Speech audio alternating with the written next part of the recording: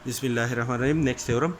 If G is a cyclic group generated by an element A, that is G is a cyclic group generated by an element A inverse belong to the group G is the inverse element of the element A, then the group G is also generated by A inverse. That is, the group G is a cyclic group G is generated by an element A and its inverse A inverse.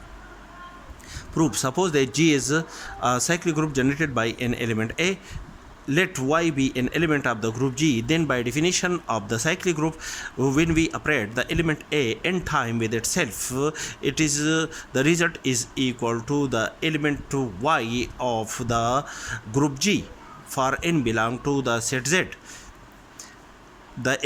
which is also equal to Y is equal to A inverse whole inverse, which is also equal to A raised to power n, that per minus n belong to the set Z.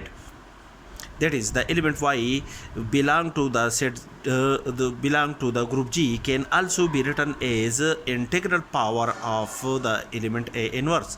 That is, the element Y is also can obtain when we operate the element A inverse minus n time with itself, which is equal to the element Y of the group G.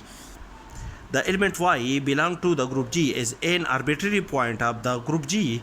Thus, we can decide that each element Y belong to the group G can also be obtained from integral power of A inverse.